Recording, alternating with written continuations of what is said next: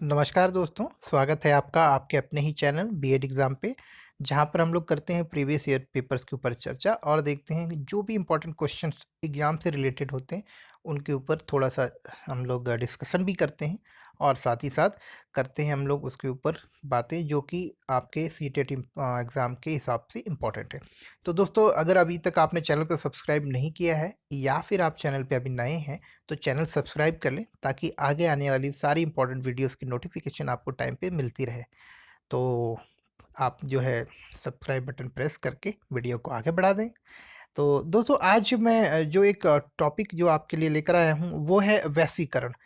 और ये आपके अति लघुत्तरीय प्रश्नों में पूछा जाता है। मैंने इस क्वेश्चन को कुछ इस तरह से लिखा हुआ है अभी, मतलब थोड़ा-सा बताने का प्रयास कर रहा हूँ मैं आपको कि अगर ये प्रश्न आपके अति लघुत्तरीय प्रश्नों में आए तो भी आप इसको लिख सकते हैं।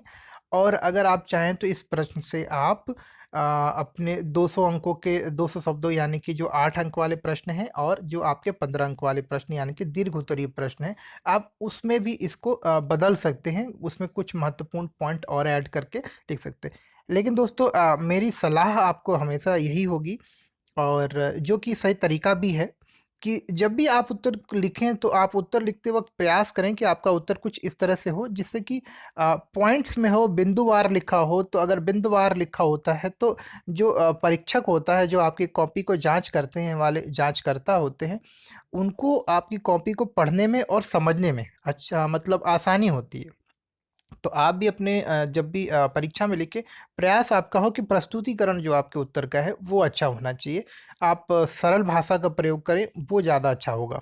तो चलिए दोस्तों, अभी वीडियो को स्टार्ट कर लेते हैं और देखते हैं। तो वैश्वीकरण क्यों हम लोग आज समझते हैं? तो देखिए दोस्तों, पढ़ते हैं अभी इसको और हम लोग चर्चा भी करते चलेंगे साथ में कि वैश्वीकरण शब्द की उत्पत्ति विश्व शब्द से हुई है। यह एक ऐसी प्रक्रिया है जिसमें किसी समस्या, घटना व विषय को क्षेत्रीय दायरे से निकालकर राष्ट्रीय, अंतर्राष्ट्रीय संदर्भ में देखा जाता है। मतलब दोस्तों ये कि वैश्वीकरण शब्द जो है आपका विश्व शब्द से बना है, ये तो आप समझ गए, यानी इसका जो शब्द मूल है वो है क्या है? विश्व। और यहाँ पे जो वैश्वीकरण की जो एक ये वैश्वीकरण को जो समझना है वो इस तरह समझना है कि ये एक ऐसी प्रक्रिया होती है जिसमें क्या होता है कि उदाहरण देता हूँ मैं आपको, आप समझ जाएँगे बिल्कुल भी, कि उदाहरण के लिए कि जैसे मान के चलिए भारत में कोई आविष्कार हुआ और उस आविष्कार का जो लाभ मिलने वाला है उससे मात्र भारत में नहीं बल्कि संपूर्ण विश्व को अगर वो मिलता है तो वो जो आविष्कार हुआ वो क्या हो गया आपका? अंतर्राष्ट्रीय हो गया, वो वैश्वीकरण हो गया उस आविष्कार का। इसी तरह से अगर कोई घटना भारत में घटती है और उसका प्रभाव अगर अंतर्राष्ट्रीय स्तर पे होता है, चाहे वो आर्थिक घटनाएँ हों या फिर सामाजिक या फिर किसी प्रकार की घटना जिसका कि अंतर्राष्ट्रीय स्तर पे विश्व के अलग-अलग कोनों पर उसका प्रभाव प्रत्यक्ष या अप्रत्यक्ष रूप से पड़ता हो, तो वो घटना क्या होती है? आपकी वैश्विक स्थिति होती है और ये स्थिति क्या होती है? आपकी वैश्वीकरण की होती है। जैसा यहाँ लिखा भी है कि यह एक ऐसी प्रक्रिया है जिसमें किसी समस्या, घटना व विषय को क्षेत्रीय दायरे से निकालकर राष्ट्रीय अंतर्राष्ट्रीय संदर्भ में देखा जाता है। तो जैसे कि अभी हाल फिलहाल में आपने देखा कि किस प्रकार से जो कोरोना वायरस का जो एक एक समस्या उत्पन्न हुई हमारे सामने और उसने किस तरह से अंतर्राष्ट्रीय स्तर पे इसको प्रभावित किया। तो ये समस्या का क्या हुआ?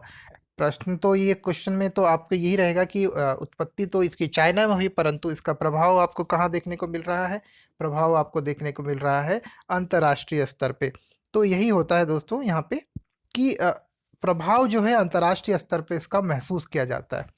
आगे देखते हैं इसमें, अगर हम लोग जो एक लेखक के दृष्टिकोण से पढ़ें, एक परिभाषा देखें, तो लेचनर द्वारा वैश्वीकरण का जो अर्थ बताया गया है वो है वैश्विक संबंधों का विस्तार, सामाजिक जीवन का विश्व स्तर पर संगठन अथवा चेतना होना होता है। मतलब कि एक राष्ट्र का दूसरे राष्ट्र के साथ राष्ट्रीय स्तर पे जो अंतर्राष्ट्रीय स्तर पे जो संबंध होते हैं, चाहे वो व्यापारिक हो, सांस्कृतिक हो या भौतिक या बौद्धिक, किसी भी प्रकार के जो संबंध दो राष्ट्रों के बीच में होते हैं, उसका जब अंतर्राष्ट्रीय स्तर पर उसका एक मान्यता होती है, लोग उसको मान्यता देते हैं, उसको पहचानते हैं, उसको समझते हैं, तो ये वैश्वीकरण की स्थिति होती है। अच्छा, अब समझ लेते हैं कि वैश्वीकरण के अंदर जो या वैश्वीकरण के अंतर्गत वो कौन-सी मूल बातें समाहित हैं या कौन-सी मूल बातें होती हैं। तो पहला तो होता है कि अतः देखें इसमें, इसे मानव जीवन के विभिन्न पक्षों में विश्वव्यापी सहयोग, सक्रियता की प्रक्रिया कही जा सकती है। इसमें निम्न बातें समाहित होती हैं। देखिए पहला क्या होता है, इससे क्या होता है आपका विश्व चेतना का विकास होता है। दूसरा, किसी विषय को अंतर्राष्ट्रीय बना देना, यानी कि जब वैश्वीकरण होता है तो वो किसी विषय को अंतर्राष्ट्रीय बना देता है। तीसरा, विश्व अर्थव्यवस्था एवं राष्ट्रों के आपसी एकीकरण एवं उसमें परस्पर निर्भरता से संबंध, अर्थात कि जब वैश्वीकरण होता है तो उससे राष्ट्रों की जो आर्थिक, सामाजिक और अर्थव्यवस्था से संबंधित जो भी गतिविधियां होती हैं वो भी प्रभावित होती हैं, और एक देश की गतिविधि का दूसरे देश की गतिविधि या उसकी अर्थव्यवस्था पर प्रत्यक्ष रूप से अप्रत्यक्ष रूप से प्रभाव पड़ता है। साथ ही साथ इसका जो बहुत ही महत्वपूर्ण हमारे जीवन पे प्रभाव पड़ता है वो होता है व्यापारिक, और या फिर इस तरह से समझिए कि वैश्वीकरण की कारणवश जो पूरा विश्व जो है हमारे लिए एक खुला मार्केट बन गया है, खुला बाजार बन गया है, जहाँ से कि कोई भारतीय एक किसी दूसरे राष्ट्र के वस्तुओं का भी अपने स्थान से खरीदारी बिल्कुल उसी तरह कर सकता है जैसे कि वो भारतीय बाजार से खरीदता है। तो इस तरह की चीज़ें, साथ ही साथ अगर हम इसको जीवन के अन्य पक्षों में भी शामिल करें जो कि मैंने यहाँ पॉइंट में भी नहीं लिखे हैं, आप खेल के बारे में कर सकते हैं, आप सूचना तकनीकी के क्षेत्र में भी बातें कर सकते हैं, आप शिक्षा के क्षेत्र में बात कर सकते हैं कि वैश्वीकरण से इसका क्या प्रभाव पड़ा।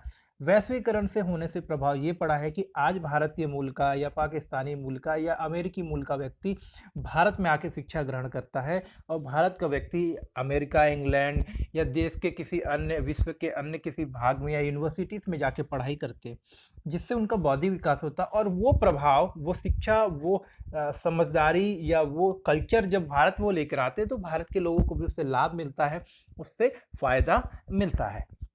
इसी तरह अगर हम लोग स्पोर्ट्स के बारे में बात करें या फिर स्वास्थ्य के क्षेत्र में बात करें, जो नित्य नए आयाम जोड़े जा रहे हैं, जो नित्य नए आविष्कार हो रहे हैं, उससे अंतर्राष्ट्रीय स्तर पे सबको फ़ायदा होता है। उदाहरण के लिए जिस तरह से नासा या भारत की स्पेस एजेंसी जो है आपके अंतर्राष्ट्रीय इसरो जब कार्य करती हैं, वो सैटेलाइट्स को ले जाकर, अंतर्राष्ट्रीय सैटेलाइट्स को ले जाकर अंतरिक्ष में प्रक्षेपित करते हैं, जो भेजते हैं वहाँ पे, तो उससे जो भारत की जो एक अंतर्राष्ट्रीय स्तर पर ख्याति तो होती ही है, साथ ही साथ वो देश जो कि इस कार्य में सक्षम नहीं है, वो भारत की इस क्षमता का फ़ायदा लेकर अपने देश के लिए जो है आपकी समझिए जैसे कि एजुकेशनल सैटेलाइट्स है या फिर वेदर सैटेलाइट है, उसका प्रक्षेपण करवाकर अपना जो है जो विकास जो करना होता है संबंधित वो भी करते हैं। इस तरह से कुछ इंपॉर्टेंट पॉइंट्स है दोस्तों, आप इसको लिख सकते हैं। तो उम्मीद करता हूं दोस्तों कि ये टॉपिक आपको समझ में आ गया होगा। इसमें कई जगह थोड़ी स्पेलिंग मिस्टेक्स हो गए, लेकिन दोस्तों प्रयास किया था मैंने बिल्कुल सही लिखने का। ये ट्रांसलेशन जो हुआ है एक फॉर्मेट से दूसरे फॉर्मेट में, उसमें कुछ शब्दों की गलती हो गई है, तो उसके लिए क्षमा चाहूँगा। और इसमें कुछ और पॉइंट्स हैं जो मैंने मिस किए होंगे, वो भी आप अपनी तरफ से लिखें। मेरा प्रयास यहाँ पे था कि मैं आपको ये बताऊं कि इसकी अवधारणा को आप समझें, साथ ही साथ जब आपके परीक्षा में ये प्रश्न आए तो आपका प्रस्तुतिकरण किस तरह से होना चाहिए उत्तर लिखने का।